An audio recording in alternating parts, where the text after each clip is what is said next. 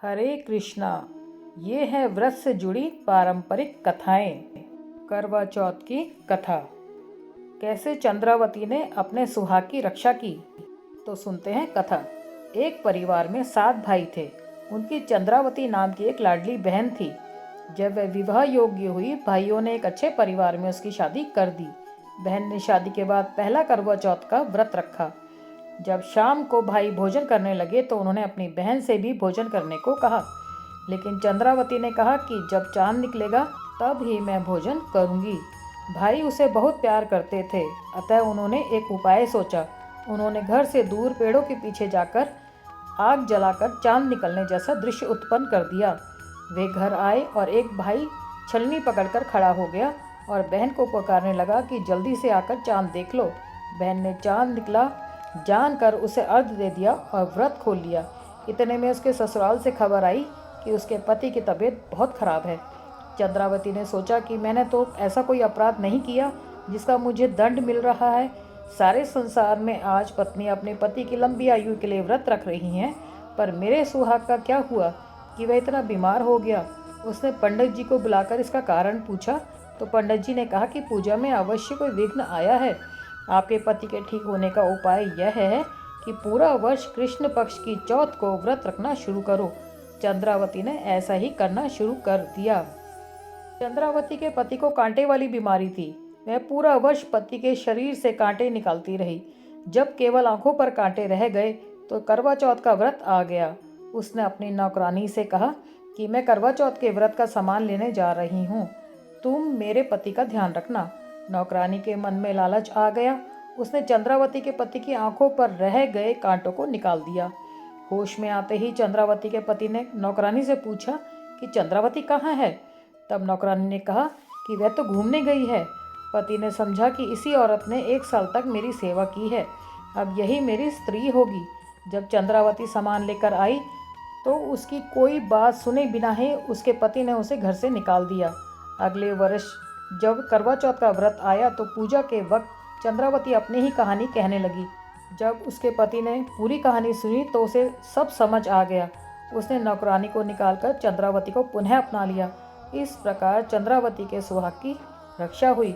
उसने माँ पार्वती से प्रार्थना की कि हे गौरी माता, जिस तरह आपने मेरे सुहाग की रक्षा की उसी तरह सबके सुहाग बने रहें। तो हे करवा माता, जैसे आपने चंद्रावती के पति की रक्षा की ऐसे ही सभी के पति की रक्षा करना। अब हम सुनते हैं दूसरी पारंपरिक कथा। प्राचीन काल की बात है। इंद्रप्रस्थ शहर में एक साहूकार रहता था। उसके 7 पुत्र और एक पुत्री थी। पुत्री का नाम वीरा था। वीरा 7 भाइयों की एक बहन थी। सभी भाई अपनी बहन वीरा को बहुत प्यार करते थे। वीरा जब बड़ी हुई तब उसके पिता उसकी शादी सुदर्शन नाम के एक ब्राह्मण से कर दी। विवाह के बाद वीरा खुशी खुशी अपने ससुराल चली गई। कार्तिक मास के कृष्ण पक्ष की चतुर्थी को करवा चौथ का व्रत आता है। शादी के बाद वीरा का ये पहला करवा चौथ होता है और वह अपने मायके करवा चौथ का व्रत रखने के लिए आती है। वीरा अपनी भाभीियों संग करवा चौथ का व्रत रखती है। इस व्रत के दौरान चाकू चलाना, कसी निकालना और उधेड़ना मना होता है, लेकिन वीरा व्रत रखने के बाद सारा दिन कसीदे निकालती रही। ऐसे ही सारा दिन निकल जाता है और रात को वीरा के भाई भी काम से घर आ जाते हैं। रात को जब सभी भोजन करने लगे तो उसके भाई वीरा को बोलते हैं कि बहन वीरा, तू भी हमारे साथ खाना खा। लेकिन वीरा अपने भाइयों को कहती है, आज मेरा करवा चौथ का व्रत है और चांद को अर्घ देख करके ही मैं खाना खाऊंगी। भाइयों से अपनी भूखी बहन का हाल देखा ना गया। उन्होंने एक तरकीब सोची। बाहर जाकर घास फूस इकट्ठा करके अग्नि जला दी और छलनी ले जाकर उसमें से प्रकाश दिखाते हुए उन्होंने बहन से कहा, बहन बहन चांद निकल आया है, अर्घ देकर भोजन कर लो। यह सुनकर उसने अपनी भाभीियों से कहा, आओ तुम भी चंद्रमा को अर्घ दे दो। भाभीियों ने कहा, यह तेरा चांद है, अभी हमारा चांद नहीं आया। इस तरह भाइयों के कहने पर वीरा छलनी में से चांद को देखकर अर्घ दे देती है। जब वह अपने भाइयों के साथ खाना खाने लगती है तो पहले कौर में बाल आ जाता है, दूसरे कौर में कंकर और तीसरे में ससुराल से फ़ोन आ जाता है वह जल्दी आ जाए, उसका पति बहुत बीमार है। और वीरा रोती रोती अपने ससुराल वापस चली जाती है। जब वीरा ससुराल पहुंचती है तो देखती है उसका पति पूरी तरह से सील पत्थर बना होता है। वीरा जितनी सुइयां कसीदे निकालने में लगाई होती हैं उतनी ही सुइयां उसके पति के सिर में घुपी होती हैं। वीरा उन सुइयों को हर रोज़ निकालती है। इस तरह पूरा साल बीत जाता है और अगले साल फिर करवा चौथ का व्रत आता है। वीरा फिर भी सभी रीति रिवाज के साथ व्रत रखती है। वे जब अपने पति का गोदी में रखकर सुइयां निकाल रही होती है तब बाहर करवे बेचने वाला आता है। तब वीरा अपनी नौकरानी गोली को बोलती है, तुम इनका ध्यान रखना, और खुद बाहर करवे खरीदने चली जाती है। इतनी देर में जितनी बची सुइयां होती हैं गोली उसके सर से निकाल देती है और इस तरह उसके पति को होश आ जाता है। वीरा का पति जो गोली होती है उसे रानी समझ बैठता है और रानी थी उसे गोली समझ बैठता है।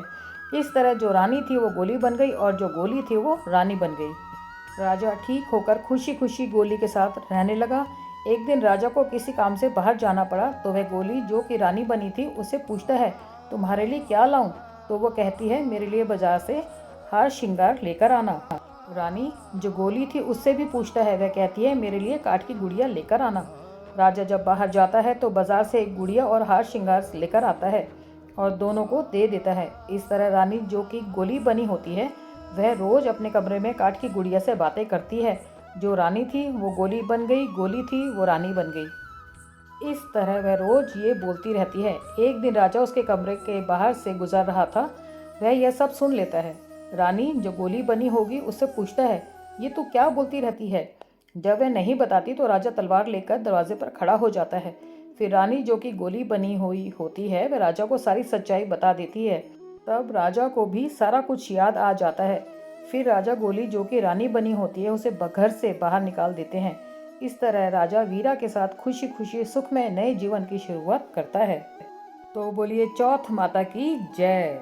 अब सुनते हैं एक अन्य कथा। करवे का मतलब है कलंकित। करवा एक भीलनी थी। श्री गणेश महाराज सबके कष्टों को हरने वाले हैं। श्री गणेश की कृपा दृष्टि के बाद ही भीलनी को शाप से मुक्ति मिल पाई। बताया जाता है कि करवा हर चतुर्थी को श्री गणेश महाराज की पूजा करती थी। उसने गणेश महाराज से विनम्र प्रार्थना करते हुए कहा कि मुझे ये शाप कैसे लगा और कैसे इससे मुक्ति मिल पाएगी। श्री गणेश महाराज ने बताया कि व्रत करने के बाद अपने पति को पहले भोजन दिए बिना ही तूने भोजन कर लिया, इससे तुझे शाप लगा है। इसी के कारण तेरा पति कुष्ठ रोगी हो गया। अगर इस दोष से मुक्ति पाना चाहती है तो कृष्ण पक्ष की चतुर्थी को पूजन कर व्रत रखना होगा और अपने पति का पूजन करना होगा, तभी तू इस दोष से मुक्ति पा सकती है और तुम्हारे पति भी स्वस्थ हो जाएंगे।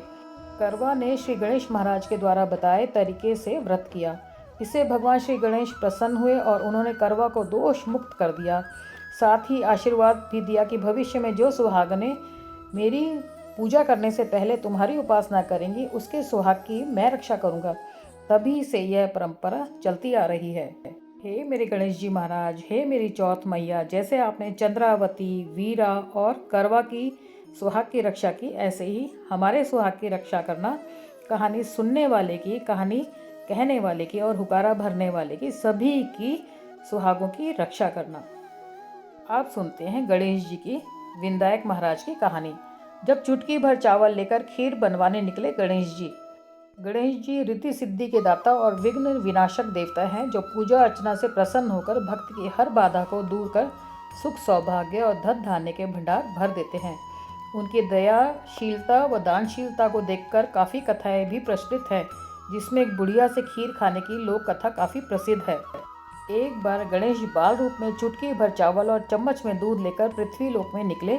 वे सबको अपनी खीर बनाने को कहते जा रहे थे, पर सबने उनकी बात को अनदेखा किया। इसी दौरान एक गरीब बुढ़िया ने उनकी खीर बनाना स्वीकार कर एक भगोने चूल्हे पर चढ़ा दिया।